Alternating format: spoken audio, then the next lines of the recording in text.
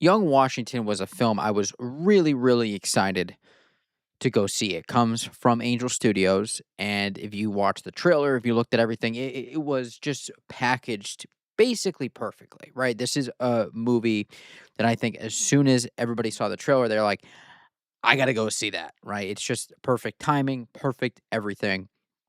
And, I had high hopes for it, right? I was a big fan of the Chosen series and still am. And so to hear, hey, they're now going to tackle George Washington, right? That's the next story they're going to go tell.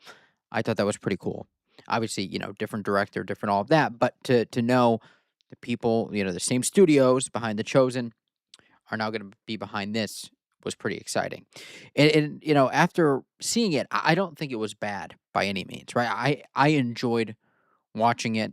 There was a lot of good moments in it. There was a lot of cool characters in it, but I do think it didn't quite capture the charm that The Chosen had. There's something, and I've always said this with The Chosen about the way The Chosen takes the world, that time period, and it just places you in it. Right? When you think about The Chosen, the beauty of it is most of the time when you hear about the story of Jesus, you learn about Jesus, right? That's the main thing.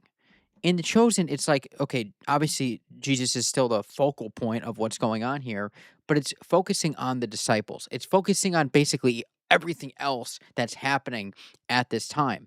And so you learn so much about all of the other characters in the world, about the world itself, that it draws you in and it makes it even more powerful, right? I really felt because there was this big debate at the time about The Chosen about, the accuracy of it. And to me, it was like, okay, I'm not a biblical expert, right? But what I do know is that whether or not, it captured perfectly the truth of the Bible stories, right? The truth of the gospel, I do think it captured the theme of the gospel perfectly, right? So I don't know if the individual stories here and there, because there's made up characters and stuff like that in it, but the theme of it, it captured.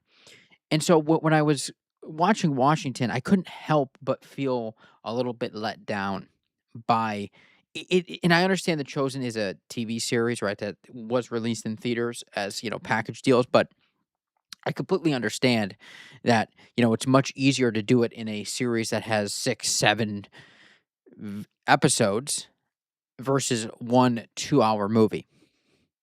I get it. But I just think this failed to do that, right? And, there were parts like, if you just stripped out the Washington from it, right, and you just said, "We're making a movie about some random dude," I think it was entertaining, right? I think it was exciting, but to live up to the standard that I think Angel Studios has set, this just didn't deliver. It just was like it's kinda like a, I guess, mediocre film, right? It's like, and I that sounds like it's I don't know, that almost sounds kinda mean and bad, but that's not how I mean it to come off. I mean that in somewhat of a positive way of, it was good, right? It was just good, and by the standard I think that Angel Studios has set for itself, that to me is like, okay, it didn't quite live up to the expectations. When I saw that trailer for the first time, I thought this is gonna be one of the best movies I've seen, right? I mean, literally that trailer was so, so good. Now, there's a world in which this expands, right? And it's like, okay, this was young Washington. This was the first part, and what is going to be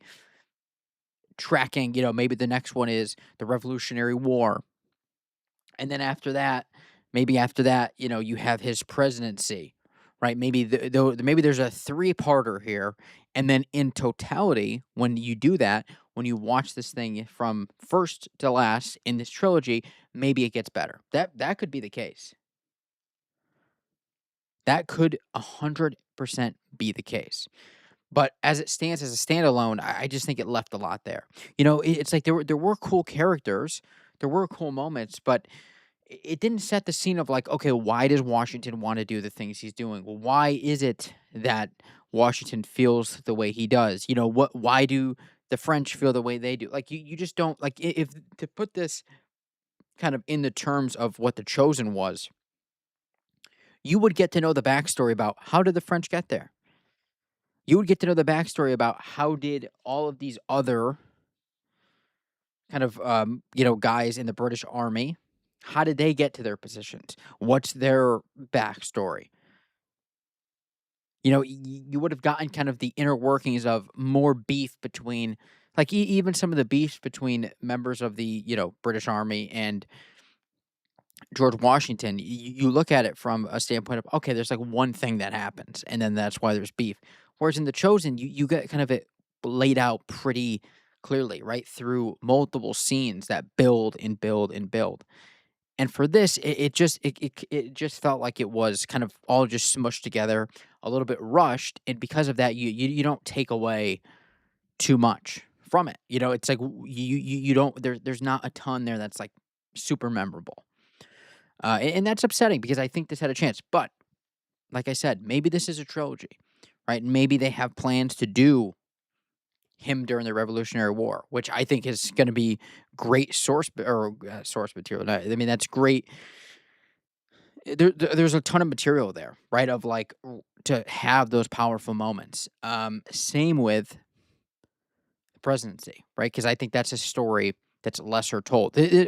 Not to keep bringing up The Chosen. That's one of the reasons I like The Chosen too, is because what The Chosen does is it tells one of the most told stories of all time, right? The story of Jesus, but it tells it in a way that actually adds more on top of it because you're taking in the lives of the apostles, right? Everybody knows the story of Jesus, but to really get down into the details of the apostles, that's a little bit different, right? And to continue that on, and I hope they do, that was different. It added a different flair to this. And so I really, really hope that's what we're getting because I do think like it was good, right? I thought the way Washington was, right? I thought his character was played well. You just don't know a ton about him. That's you don't know much about him, and you don't know even the French leader there who was at the fort. Interesting character, right? Very interesting character, but we see him twice.